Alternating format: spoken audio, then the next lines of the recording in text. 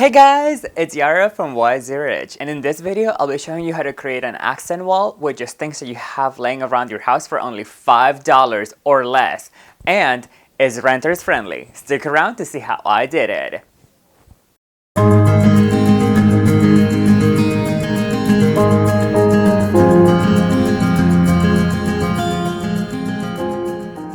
Hey guys, welcome back to my channel. I'm so glad to be back, and again, just like crazy times we're going through, quarantine, so using this time to the best of my abilities to create things around my house, things that I've been wanting to improve.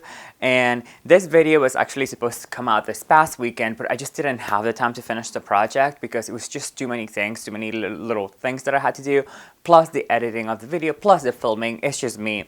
So instead, I decided to finish it up, then just go ahead and post it today. I just wanted to put this out there in case you see me changing clothes and stuff, just because it was filmed throughout the weekend, most of it, and I'm super excited how it turned out. You probably can see some of it behind me, but it's awesome. Stick around. Thank you. I live in an apartment that is an older unit, and what that means is there's really cool wines. It's a loft in the middle of Atlanta. It's really cool, but it's really old. It's like 30 years old probably, or maybe older, I'm not sure. I love the location, I love the space. I also love that I have a huge patio that it's my own. Like I don't have to share it with anybody. It's completely fenced off and it's really cool. I also have this big wall behind me that is just the main wall in this unit. So like you walk in from this side, then there's the kitchen. There's this whole area behind me, and then this area over here. I used to have my dining room table in this area, and I decided I wanted to change it just because I have these big windows. I will show you guys in a second, but like I have these big windows on this side, and I love the natural lighting that comes in from that side. So I decided to keep the table on this side because I use the table more for like sketching and drawing and painting and stuff like that. So I want to keep it on this side. And I want to move the entertainment center and stuff to this side. There's a huge ceiling that's slanted behind me, and it's really tall. I don't have the ladders or anything to even get that high up. And even if I wanted to paint the wall, it's like way too much work. Not only that, but I also have to repaint it after when I'm moving out, and I just don't want to deal with that. When I first moved in, I wanted to do an accent wall, so I got swatches and I painted these random squares behind me, and I was like, I'm just gonna go ahead and do these swatches and paint this wall. And then I was like, what am I thinking? Like, this is so much work, crazy. So nothing happened. I literally just left them there, and they have been there for 2 years, but now it's time for me to change it. And my idea is to break up the rooms. Like, I have a gallery wall back here, and I love this gallery wall. To me, they represent what I like in art and the things that I collect when I travel, so that's meaningful. I still want to cover this whole section because it is just so plain.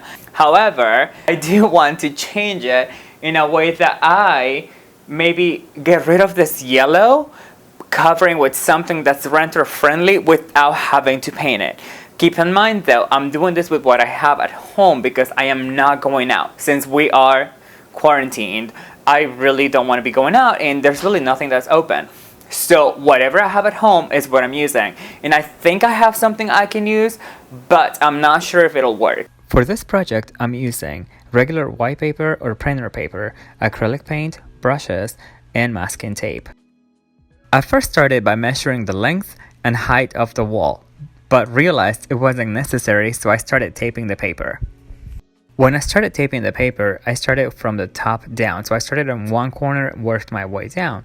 I didn't have a specific pattern I was following, but I did want it to kind of resemble a brick wall, and that was what I was going for. But I ended up really liking the texture and the way it was looking, so I just left it as is.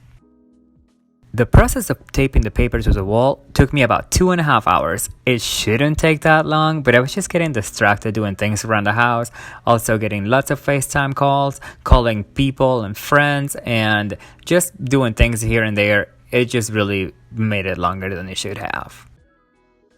And here's what the wall looked like once I was done taping all the paper. I thought it looked so cool. Look at that awesome texture. I was just obsessed with this. Okay guys, so right now what I'm doing is, the reason why I had the brushes is because I'm gonna test some of the brush strokes.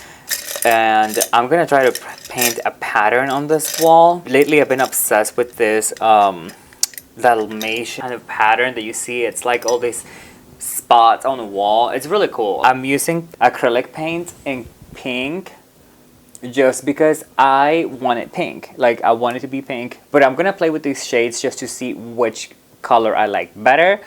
I started with the dark and light pink, but then added some other shades just to achieve that color I was looking for. This color is beautiful. So I added orange and it became a little too orange, but now I'm adding just like one drop of red. I think we're reaching that color that I really want. This beautiful coral slash pink, like peach. Oh, so gorgeous.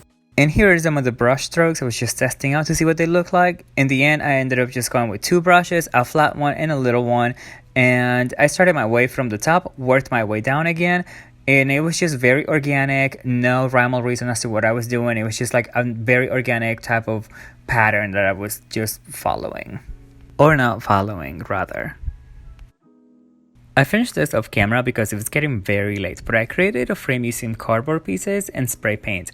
I put the corners together using some hot glue and tape, and then fill in the gaps in between the corners. It helped me create a straight line and not have any crazy edges, and also created this really cool looking frame around the wall.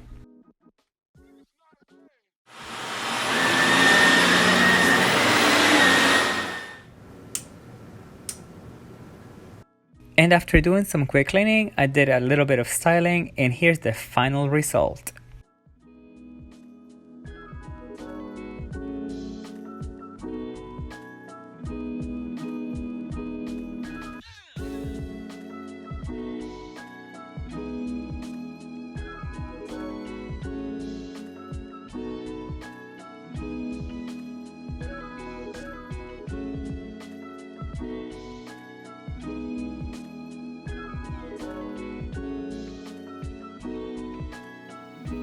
Okay guys, thank you so much for watching. I hope you loved this project just as much as I did.